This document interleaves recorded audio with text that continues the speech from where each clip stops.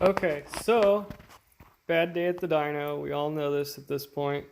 Um, Went ahead and checked my engine codes and everything because I had a check engine light and cylinder 3 misfire. Dang. There we go. That is completely pinched shut. And this can happen due to like detonation happening before top dead center, and as it compresses, the detonation happens before it reaches top and starts to come back down. So in that case, it builds way too much pressure, and they've been known to pinch shut. So cool. Well, I already had to pull the spark plug out, to check and see what was going on in there and everything. So I figure compression test, might as well do that. And if then the compression test doesn't say anything, leak down test. Well, compression test came back to like 50 psi, and I cranked this thing like 8 or 9 times over nonstop. So and I checked the other cylinders. Number 1 is like 120. So I should be, somewhere between 150 and 210, depending on just, yeah. So anyways, there's no reason to do a leak down test. That's obviously cylinder 3 has gone bad. So I went and got myself a cherry picker. And then over there behind the Super Duke and the 600RR is a engine stand. So we're going to pull this out of here all throughout this next coming week. Every day I get off work, I'll come out here and pull a little bit off here and there, and get it closer and closer to pulling. And what sucks is I live on a hill, so that's as close as my car gets before it starts rolling down.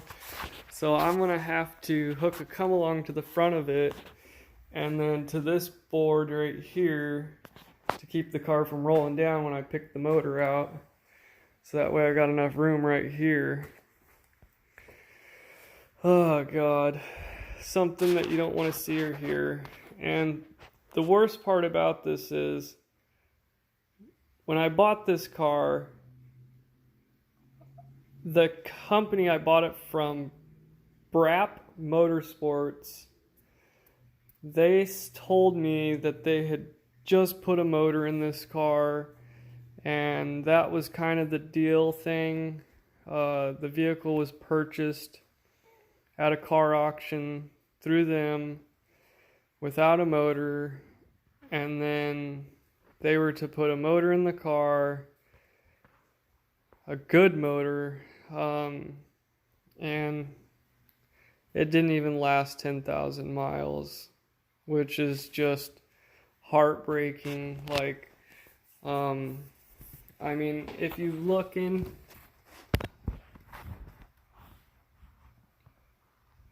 I can't really see in here, but there's a few spots in here where you can look and see, and the block is corroded. So like, I just assumed that, they had put new pistons and rings and bearings and stuff, and in an older block or something like that, and put it in.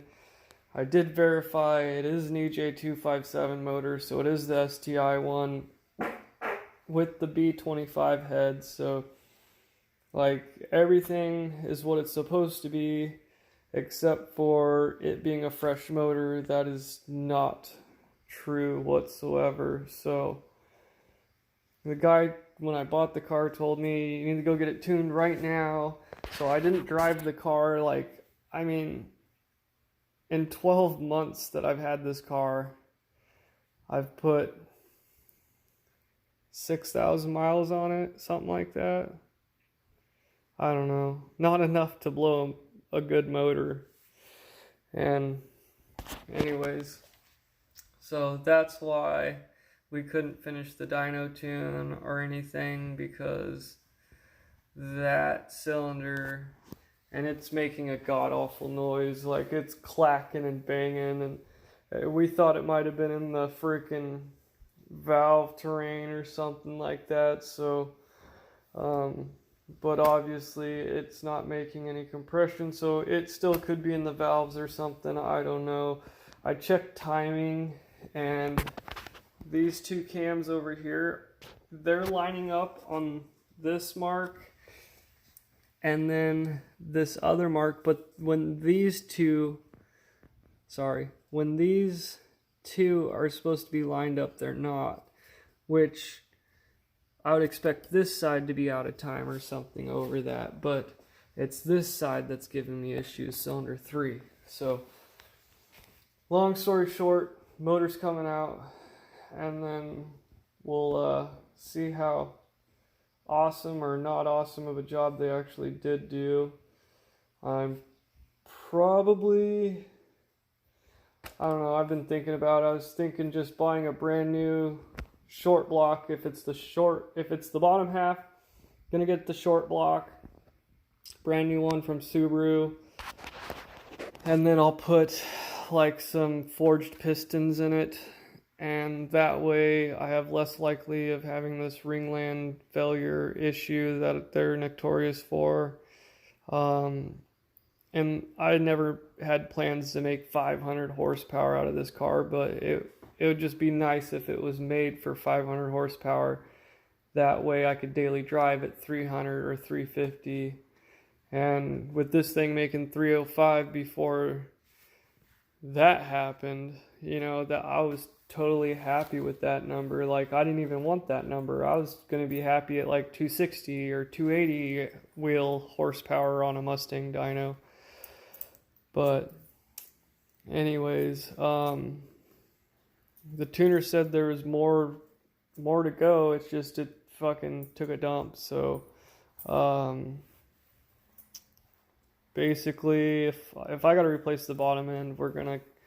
And the tuner said they didn't make me pay for it. Nothing.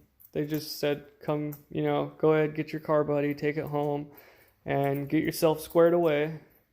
When you get the car squared away again, bring it back to us, and we'll start over. And like I was never there in the first place, I guess. So that's pretty cool of them, not charging me for the time and materials and everything that I took up of theirs. I tried to pay.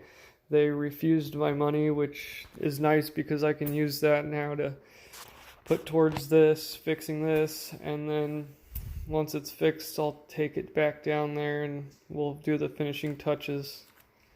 So,